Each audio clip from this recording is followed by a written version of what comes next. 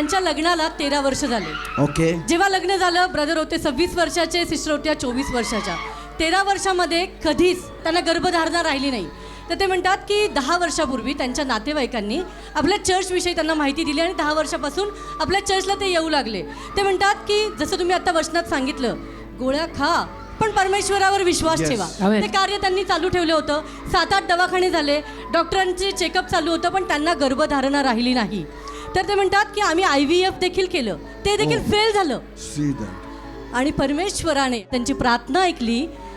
2025 फेब्रुवारीमध्ये त्यांना गर्भधारणा राहिली आणि या फेब्रुवारीमध्ये या लहान मुलीचा आशीर्वाद त्यांना मिळालेला आहे. 12 वर्षांनी हे लेकरू त्यांना झालं. Can you imagine this? कल्पना करा, After 12 years, 12 वर्षांनंतर God blessed them. देवाने आशीर्वाद दिला त्यांना Oh God, मुलीचा. Oh God, such a cute baby. Hallelujah. So cute. Bless the Lord. Happy now? Happy? Thank you, Lord. Thank you, Father. IVF केल्याशिवाय तुम्हाला प्रेग्नेन्सी राहणारच नाही. नॅचरल बेबी तुम्हाला पॉसिबलच नाही. तुम्ही कितीही ट्राय केला. जेव्हा मी सगळं सोडून दिलं, देवावरती विश्वास ठेवला, सगळे दवाखाने सगळे बंद केले आणि तेव्हा मला हे राहिलं. मला माहीत पण नव्हतं. जेव्हा मला 3 महिने झाले तेव्हा मला असं वाटलं की काहीतरी आहे. तेव्हा मी चेक केलं, तेव्हा कळलं मला प्रेग्नेन्सी देवाने काही न करता नॅचरली गर्भधारणा. Hallelujah. God bless you, brother. God bless you both. Don't leave Jesus now. Yes, amen.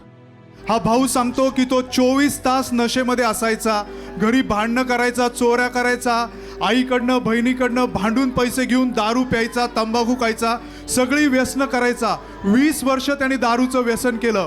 पण ते म्हणतात त्यांची आई आणि बहीण त्याच्यासाठी प्रार्थना करायचे आणि आज ते साक्ष घेऊन आलेले आहेत. त्यांना 3 वर्ष झालेले आहेत आणि त्यांचं दारूचं व्यसन, तंबाखूचं व्यसन सर्व गेलेलं आहे आणि सर्वात मोठी साक्ष म्हणजे त्यांचं जीवन प्रभू येशूने बदललेलं आहे. हालेलुया. खरं आहे. खरं 20 वर्ष तुम्ही 20 वर्ष दारू पित होतो, गांजा पित होतो, तंबाखू गुटखा सगळं करत होतो, पण 3 वर्ष झाले अजून शिवत नाही, बघत पण नाही त्याच्याकडे. इतकं कार्य केलं माझं. हालेलुया. हालेलुया. चमत्कार केलं तुमच्या आमेन, जीवनात. आमेन. See this. बघा जीवन परिवर्तन. God bless you. ते सांगतात की 6 फेब्रुवारी रोजी काम करत असताना अचानक त्यांच्या नाकामधून रक्त यायला लागलं. आणि ते रक्ताचं फक्त नॉर्मल रक्त नव्हतं, रक्ताच्या गाठी येत होत्या. आणि ते सांगतात की ते रक्त जे आहे ते कंटिन्यू येत राहिलं. त्यांनी पाहिलं थोडे दिवस, मग ते डॉक्टरकडे गेले. डॉक्टरनी त्यांना 10 दिवसाच्या गोळ्या लिहून दिल्या. ते सांगतात की 18 फेब्रुवारीपर्यंत त्यांनी त्या गोळ्या घेतल्या, पण त्या गोळ्यांनी त्यांना काहीही फरक पडला नाही आणि डॉक्टरना देखील समजत नव्हतं की काय झालेलं आहे. डॉक्टर म्हणाले की तुम्हाला नोझल इंडोस्कोपी करावी लागेल.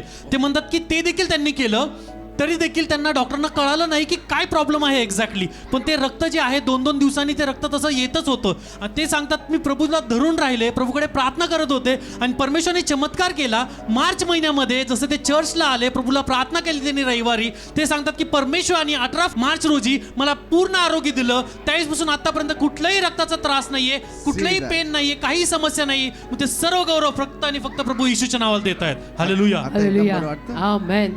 मी म्हटलं प्रभू मला नाही माहिती मला काय झालं आणि मला काय होते ते, पण तुला माहिती आहे की कुठे काय करायचं, मला आरोग्य कुठे हवं आहे, किंवा प्रत्येक अवयव जो माझा तू केला आहे, तुला माहिती आहे मला कुठे त्रास होतोय प्रभू. मग मी विश्वासाने जेव्हा 16 मार्चला प्रभू भोजन झालं, जेव्हा तुम्ही विश्वासाने प्रार्थना केली सगळ्यांसाठी, त्याच वेळेस मी म्हटले प्रभू मला नाही माहिती मला काय झालं आहे आणि मी कशी बरी होईल. तर मी म्हटलं प्रभू आज मी विश्वासाने, आज सरते शेवटी लास्ट रक्तसावीबाईसारखं आज सरते शेवटचा विश्वास मी आज तुझ्यावर ठेवते आणि मला तुझ्याकडूनच आरोग्य पाहिजे. हा त्रास मला परत नाही बघायचा आहे प्रभू. मला आज हा सुटका पूर्णपणे ह्या त्रासातून हवी आहे, कारण मला झोपता येत नव्हतं. मी झोपले तर रात्री उशीवर रक्त पडेल का काय याची मला काळजी वाटते आणि त्रास पण खूप व्हायचा मला.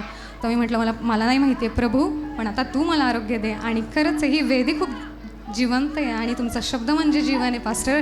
तुमच्या शब्दांवरती आम्ही आत्तापर्यंत जगलो आहे आणि खूप समृद्ध झालो आहे. जीवन मिळाले, आशीर्वाद मिळाले, जीवन बदललंय. हालेलुया. खूप धन्यवाद तुमचे. आमेन, आमेन. God bless you. Amen. God bless you. बहन का नाम लीला है और वो दापुड़ी एरिया से हमारे चर्च में आते हैं। अच्छा। वो कहते हैं कि उनकी 3 पीढ़ियाँ किराए के घर में रहती आई है। अच्छा। लेकिन वो कहते हैं वो प्रभु यीशु पर विश्वास करते हैं और पिछले 1 साल से वो अपने खुद के घर के लिए ट्राई कर रहे थे, साथ ही साथ प्रभु यीशु पर विश्वास भी कर रहे थे, प्रार्थना भी कर रहे थे। उन्होंने आपसे भी प्रार्थना करवाई और भविष्यवाणी में आपने कहा कि 2025 ख़त्म होने से पहले आप गुड न्यूज़ रिसीव करेंगे और सचमुच प्रभु यीशु बहुत महान है। 2025 एंड होने से पहले 4 BHK से प्रभु यीशु ने उन्हें आशीर्वादित किया है। हालेलुया। जो 3 पीढ़ियों में नहीं हो सका, प्रभु यीशु ने एक पल में कर दिया है। See that. 4 BHK। Yes, Direct 4 BHK. Hallelujah. वो कहते हैं उनकी बेटी है, उन्होंने वेबसाइट डेवलपमेंट का बिजनेस स्टार्ट किया था, लेकिन वो बहुत ज़्यादा लॉस में गया। लेकिन वो कहते हैं वो संपूर्ण मन से इस विषय में भी प्रभु यीशु पर विश्वास करते रहे, और आज उनका बिजनेस ओवरफ्लोइंग है। टोटल शांति, आनंद, ओवरफ्लोइंग बिजनेस, घर, हर तरीके से प्रभु यीशु ने उन्हें आशीर्वादित किया है। See that. इसलिए वो सारा गौरव प्रभु यीशु को देते हैं। Hallelujah. Amen. Amen. God bless you. 7 मार्चला काहीतरी भयानक त्यांच्या जीवनात घडलं. ते म्हटले जेव्हा ते प्रेयर करत होते आणि त्यांना पवित्र आत्म्याने वेगळ्या रीतीने चालवून आणि ते प्रार्थना करू लागले आणि त्यांना कळलं नाही की काय होतंय. त्यावेळेस मध्यरात्रीला त्यांना एक फोन आला की त्यांच्या भावाचा भयानक ऍक्सिडेंट झालेला आहे. ऍक्सिडेंटचा आपण जर व्हिडिओ पाहू तर कोणी जिवंत वाचणार नाही अशी ते गाडीची अवस्था आहे. ती गाडी जी आहे स्पीड ब्रेकर वरून उडून 3 अजून गाड्या तिने डॅमेज केल्या. एवढा भयानक तो ऍक्सिडेंट झाला.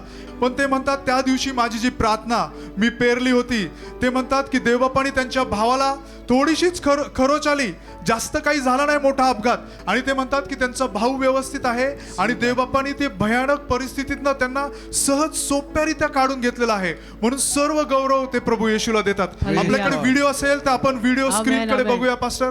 किती भयानक बघा गाडीची अवस्था आहे. ओ लॉर्ड। ह्या भावाने प्रार्थना पेरलेल्या त्याच्या भावासाठी आणि देवबापाने कार्य केलं. हालेलुया. त्याला काहीच नाही झालं बिलकुल पण. त्याच्याकडे बघितलं तर कोणी बोलणारच नाही या गाडीमध्ये तो होता म्हणून, आणि तो स्वतः ड्राईव्ह करत होता आणि तो एकटाच होता गाडीमध्ये.